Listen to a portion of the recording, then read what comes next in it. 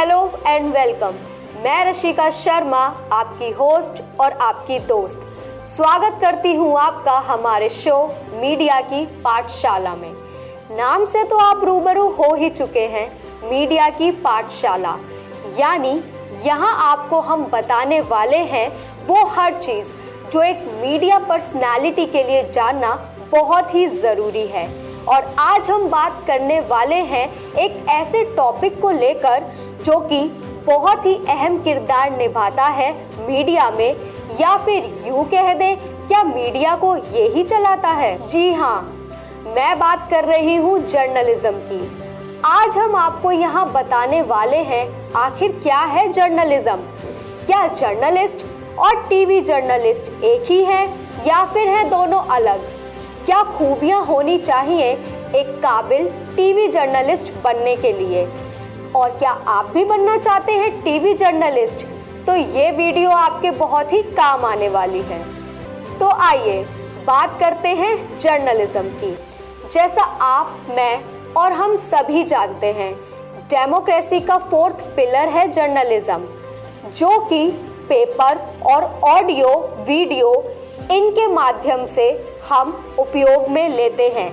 Journalism, जहां newspaper में हम आर्टिकल्स प्रिंट करते हैं उनकी फ़ोटोज़ के साथ, और वहीं टीवी जर्नलिज्म जहां एक एंकर और रिपोर्टर होता है जो वीडियो के थ्रू आपको अपनी इंफॉर्मेशन, रिपोर्ट, जानकारी आप तक पहुंचाता है। तो आइए जानते हैं एक टीवी जर्नलिस्ट में क्या खूबी होनी चाहिए। एक एंकर सीधा टीवी पर लाइव आने से पहले और अपने कंटेंट को देखता है, उससे रिलेटेड सभी चीज़ें जैसे स्टिल इमेजेस और वीडियोस, ऑडियो, तीनों चीज़ें आप तक लाते हैं ताकि जब वो आपको रिपोर्ट दें तब आप उसको महसूस कर सकें, उससे जुड़ पाएं। तो एक जर्नलिस्ट को बखूबी नॉलेज होनी चाहिए रेडियो और टीवी की, और यही नहीं, उसकी जनरल नॉलेज भी उतनी ही स्ट्रॉन्ग होनी चाहिए। जनरल नॉलेज के साथ साथ एक जर्नलिस्ट को politics, economics, civics, history, geography सबकी पूरी नॉलेज होनी चाहिए। Even fundamental rights, fundamental duties, and always enjoy freedom of speech as a responsible media personality. अक्सर ऐसा होता है कि टेक्निकल ग्लिचेस आ जाते हैं जिसकी वजह से एक एंकर को काफ़ी मुश्किलों का सामना करना पड़ता है। तो इसलिए एक जर्नलिस्ट को अप टू डेट रहना चाहिए, उसको हमेशा रिलायबल मीडिया पर ही निर्भर रहना चाहिए, पता होना चाहिए कि उसके आसपास क्या हो रहा है। तो इन सब से एक एंकर चाहे जैसी भी मुश्किल हो, ग्लिचेस हो, एंकर सबका सामना अच्छे से कर सकता है, क्योंकि याद रहे कैमरा बहुत निर्दयी होता है। टीवी जर्नलिस्ट को एक अच्छा व्यक्तित्व बना के रखना चाहिए, वरना दर्शकों को नापसंद आने पर वो आपका प्रोग्राम नहीं देखेंगे।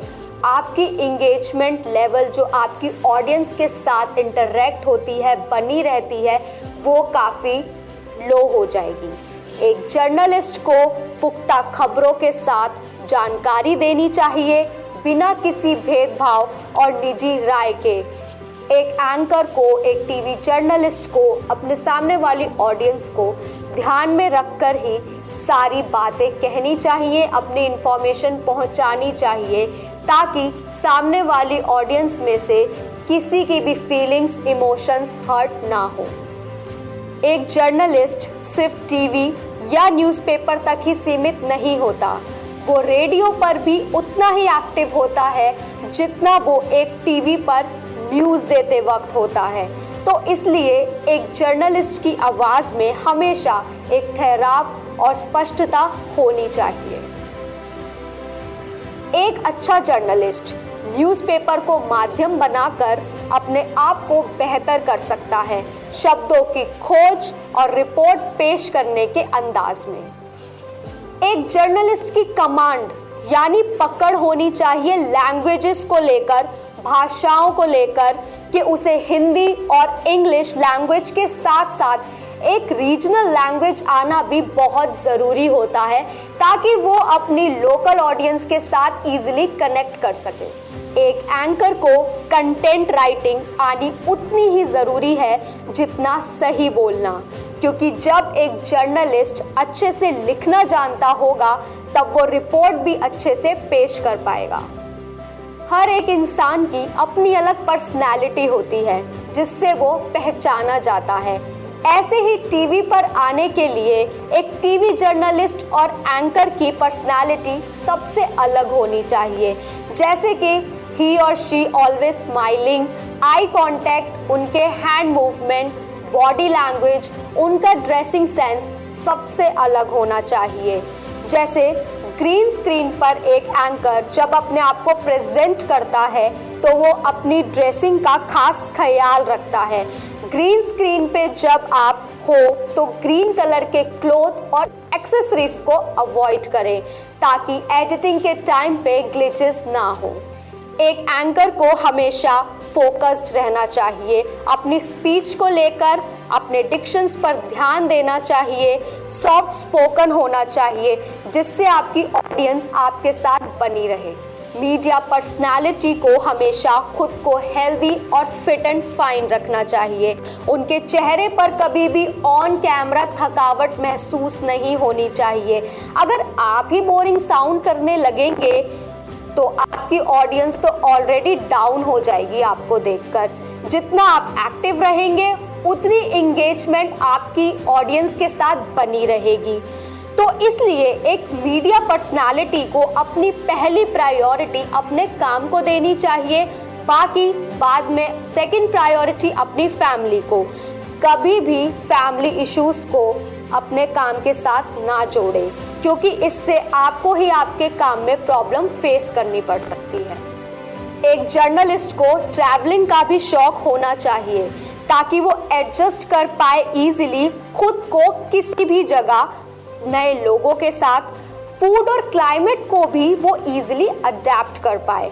एक जर्नलिस्ट जब टेलीकास्ट के लिए आए तो कुछ कास्टिंग नॉलेज होना भी बहुत ज़रूरी होता है, तभी उसको पता रहे कि कौन सी चीज़ प्रेजेंटेशन खराब कर सकती है और कौन सी नहीं।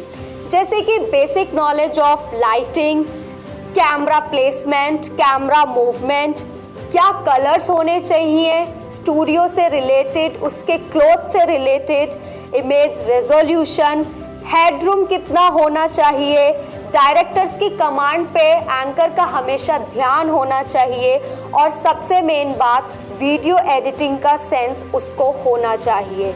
वीडियो एडिटर के साथ उसके गुड रिलेशंस होने चाहिए ताकि आपका काम, आपका प्रोग्राम, आपका शो टाइमली एडिट हो जाए। इसी के साथ उसको साउंड रिकॉर्डिंग और कंप्यूटर की भी बेसिक नॉलेज होनी चाहिए, क्योंकि जैसा कि मैंने आपको स्टार्टिंग में ही बताया था, टेक्निकल ग्लिचेस कभी भी हो सकते हैं। तो एंकर को हमेशा अप टू डेट रहना चाहिए ताकि वो किसी भी प्रॉब्लम, किसी भी ग्लिचेस का आसानी से सामना कर पाए। मीडिया इंडस्ट्री हो या एंटरटेनमेंट या कोई भी, सबसे ज़्यादा ज़रूरी है खुद पर विश्वास और हिम्मत होना, अपने काम और सपनों को पूरा करने का जज्बा होना। इसी के साथ मैं रशिका शर्मा आप सभी से अलविदा लेती हूँ। मिलते हैं ऐसे ही कुछ और नई वीडियोस के साथ। धन्यवाद।